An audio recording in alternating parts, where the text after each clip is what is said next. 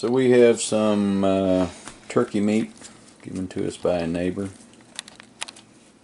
who's a hunter like the rest of us. It's ground wild turkey. And we're going to make some turkey jerky. So our thanks to the neighbor for giving us this 2 pounds of ground up turkey meat. Thank you, Tim. So my wife's draining a little liquid off of it. We'll add the spices here in a minute, and we're also going to put on a pound of ground beef and show y'all how that works. So hang on. Okay, we have our 2 pounds of ground wild turkey meat here. We have our ground beef here. And the packs we ordered were for 2 pounds of meat, so obviously it's going to work well with this. We used this one previously. We cut her down to half. So that's what's going in the beef mixture. And then my wife and I like to add a few special ingredients. Hot pepper flakes. This is freshly ground pepper, even though it's in a container. And little smoky paprika. Well, this is sweet smoked. We like it.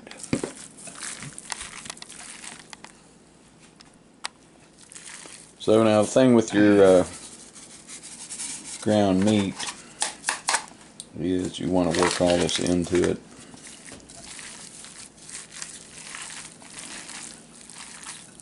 Knead.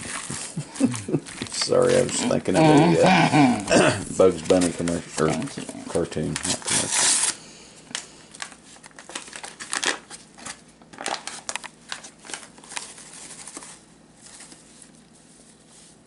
And this is Nesco brand seasoning. It's pretty much our favorite. We've tried the other ones. We kind of like this the best. But yeah, you definitely really want to mix it in there. We don't have one of them little fancy little things that I think they use them for making sausage. Yeah. Well, we don't they have say one of you those. can over mix this. I don't know. No freaking way. No way, man. Come on, man. Come on, man. That's so dumb, dude. Okay, so y'all get the picture on that. Add your fresh ground pepper. I think she actually whipped that up in a blender. We've got a mortar and pestle, but that's just for smaller portions. Add a little sweet smoky paprika. Knead.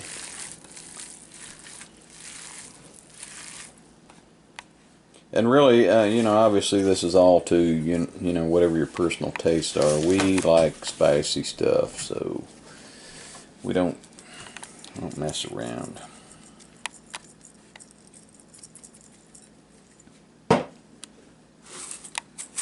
See what I mean?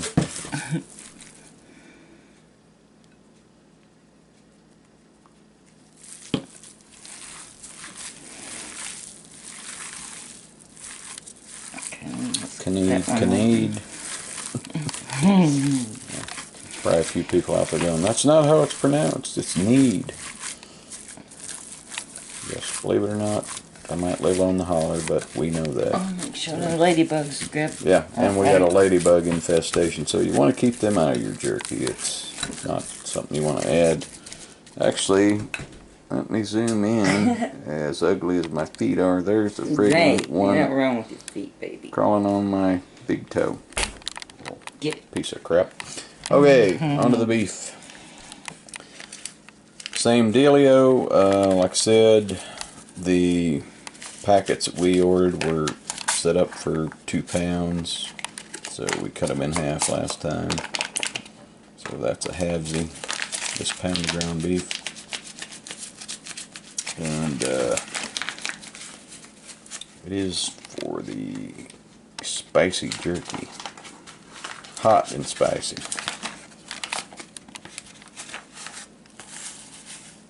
I guess those two are interchangeable. Hot and spicy. Hot and spicy in the dictionary. No one reads. I mean, what is the, yeah. Fortunately, no one reads my stupid dictionary that I keep at hand. I like to try to speak my own language and be proficient at it.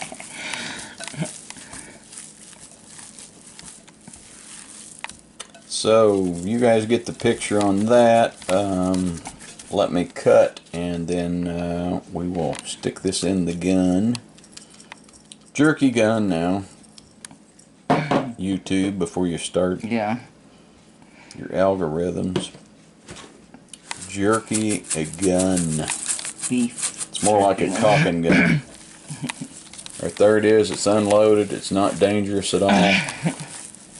Come to my house messing around, I might load that thing up, and God only knows what'll come out of the end of it. Are you gonna waste meat? No. Oh, yeah, we're not going to waste meat on trespassers, so. Okay, I'm getting off the subject here. Alright, so I'll be back. We'll be back. Yeah, we actually threw in a little Cajun spice, bought from a... No, Brandon, give it to us. Okay, so our brother-in-law gave it to us from a local Amish place. So that's a secret. And we'll see how that turns out. But it's looking good all around. Raw meat with fingerprints in it. I mean, come on. Come on, man. Got gloves on, man. Sorry, we're getting a little too political. Let's cut back on that. Okay, I'll be back. So we're loading up the ground beef mixture first. We're going to put it on the bottom rack because it has more fat content.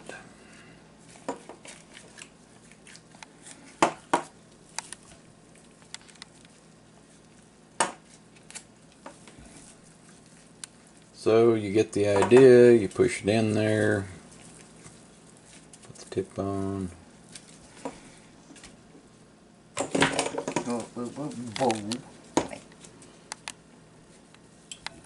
We'll be right back. Well, maybe we won't.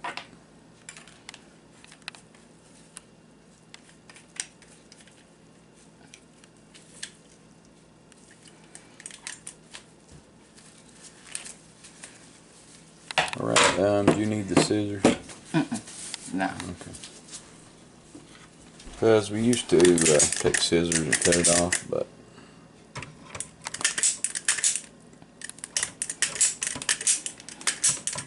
I guess it's probably better to do it after it started drying, right? Cutting it. Oh yeah, and have yeah. Okay.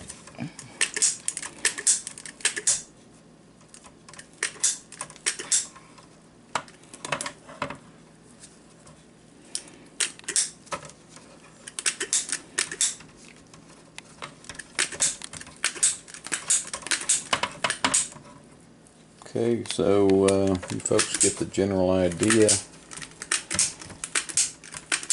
And obviously you want a little space in between your strips of meat. You definitely want air circulation, or obviously it's not going to dehydrate properly. So, okay, I'm going to cut this, and then we will be back with the ground turkey, and we ran out of ammunition, so be right back. We'll get to that. Anyway, in goes the turkey meat. The beef supply is exhausted. We got one whole rack, and we have a third of another rack, basically. So you don't want to waste space in your dehydrator, so we're going to start with the beef on this side, and my apologies to the turkey. Oh. That's beef. And you'll see the difference because we'll film this as it starts dehydrating. there's a lot more fat content in this, obviously, than there is the turkey.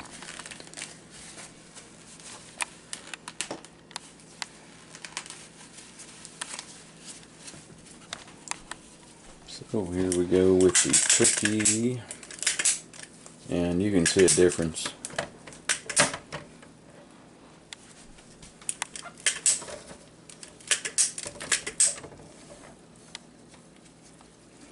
I mean, I can. Mm-hmm. Oh, yeah.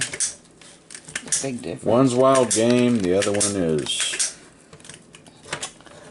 domestic, farm raised. Honestly, if I could get by with eating wild game all the time, that's all we would do. I mean, honestly, we love fresh fish. We like the snapping turtles, venison, wild turkey for sure, beaver meat.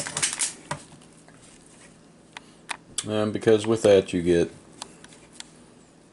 no antibiotics, no hormones, just all natural stuff. Got ammo. Okay, just got to reload. I'll be back. But again, you can see the contrast. Beef and wild turkey. And my thanks again to my buddy across the hill here for hooking us up. Yeah. Appreciate that, Tim. And we'll. But yeah, we're gonna take some of this jerky to him. So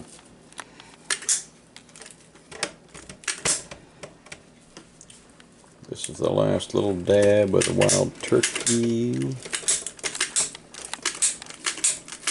We're thinking about trying this with beaver meat. Actually, we're gonna do it, I think, once trapping season comes in, because I'm kind of curious about it. And I think, wow, that's really a tough call. I love venison. I would never, like, I love snapping turtle meat, but I would never do a snapping turtle jerky thing, because snapping turtle meat is something you don't tamper with. It's just good all on its own. So we'll probably try the beaver meat, but I don't know about anything else. So that was it. Out of ammo again.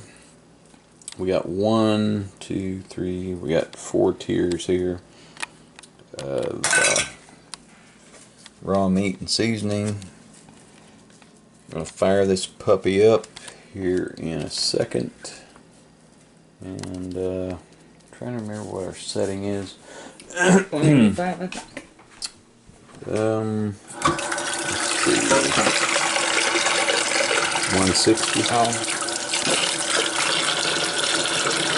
160 on your jerky. No, is it? Yeah. Okay, yeah. That's as high as it goes. We'll go 160, and we'll be back to check on it.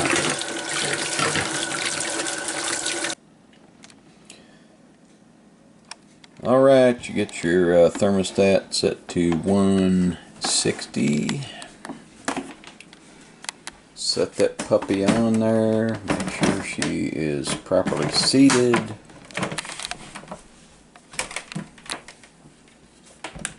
Plug it in. And then you're ready to rock and roll. A lot of times we'll put down some paper towels here, because there will be some grease coming out, and you don't want that mess on your table. Generally, I think we go 6 to 8 hours. We'll check it in 4. Yeah, we'll check it in 4, and a lot of times we'll flip the jerky, cut it in half, but I'll show you all that. So don't mind that beer there. We don't drink, so just a little bit. But we'll be right back. Well, we put this on around 9 p.m. Forgot to check that. Also, if you're cooking in a kitchen out in the woods, you might want one of these. Catch all the bugs, except for the really cute bugs. Yep, that's my wife. So we'll be back. Okay, it's hitting about 1 o'clock. Tried getting the jerky off the racks a little earlier, but turned out 3.5 hours was pretty good. So, my wife used gloves, but I reach in here barehanded. Yep, definitely coming off there easier. You know what? We tried it one This ago. might be done. It's closed. Oh, Yeah. You know what? We might want to try that because that's a turkey and it might. It Yeah. feels Where it's a poultry product, you got to be careful. Even though I yanked a piece off there and ate it about an hour ago. Oh yeah, it's coming out good. Yeah, I'm this sorry. feels done. I'm hitting it with my bare hand. No. Yeah. That feels done. It really does. Yeah. Okay, so that's done. Let's go down and see how the beef is, and then. Okay, was this the half and half, or is this ain't done. Yeah. Yeah, this is the beef. You know what? Yeah. We're gonna have to move that to the top because that's where all the heat comes in. Yeah, let me set this over here because. So This. Yeah. I gotta pat let's this. go ahead and process this. Well, I'll let you go ahead and show them how to pat it dry as far as getting the oil off of it once you flip it. All right. This is turkey. Then we have. Well, there's no. I think this is the half and half. Okay. So you got turkey on this I want to side move the and turkey beef on over here this because side. this is done. Okay. The turkey's done. Yeah. Yep. This is the rack. I knew we had one. So. Yeah. Let me get the turkey off here. Yep. Turkey on this side, beef on this side. That's turkey, right? Yep. And then switched up. This turkey. I think that's turkey. That's Okay. beef. All right. Okay. So the beef's gonna have to be Let me get this. patted and dried, and I'd say we probably eliminate this rack Yeah. at this point. Let me pat it dry and flip it, and then cut it, and I'll put it on the other rack.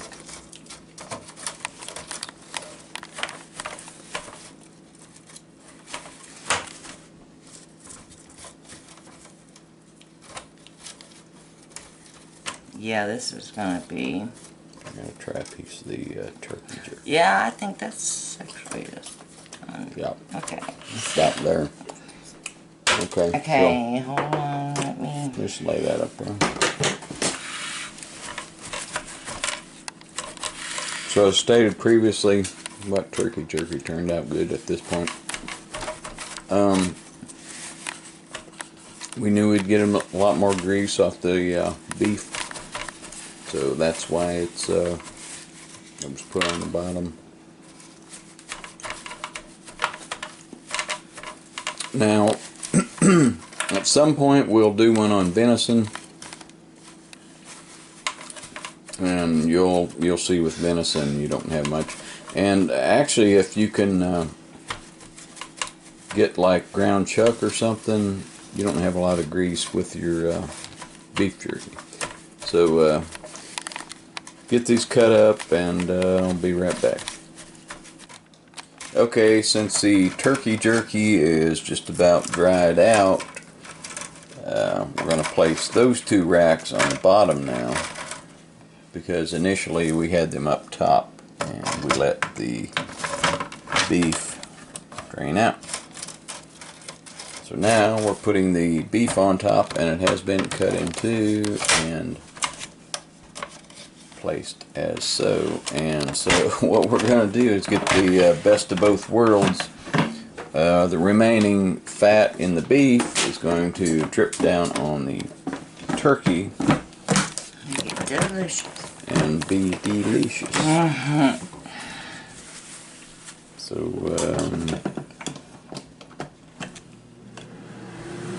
here we go on that. And we'll be back in probably about 3 hours. I don't even know if it'll take 3 hours. What do you think? We'll give it a couple hours. Yeah. Everybody's going, why are you staying up so late, Todd? That's because I'm my own boss. Right, baby.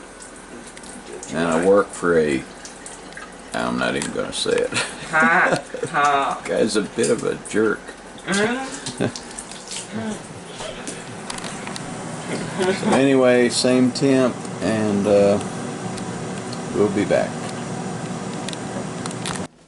Okay, so the turkey is done. The beef still has a way to go yet. Now, a lot of it depends on what texture you want. We like ours to be a little bit chewy.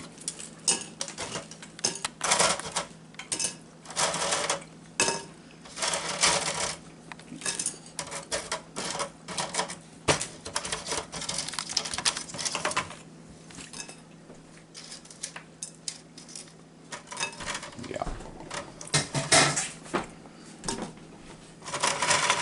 And we let this cool down and then put it in plastic bags. I'm gonna guess about 7 hours. Yeah, it is warm, ain't it? We tried a piece of it.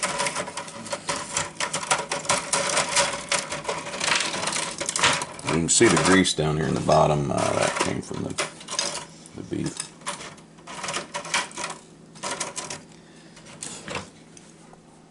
So there's the turkey jerky. And the beef gets put back on. And my guess, at least another 2 hours, probably. We'll keep checking it. So, we'll be back. Looks good, don't it?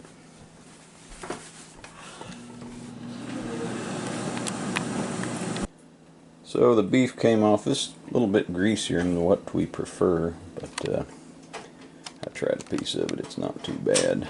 So.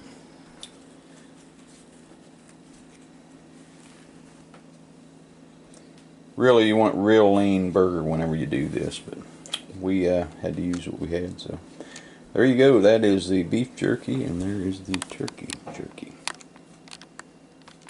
Pretty good stuff.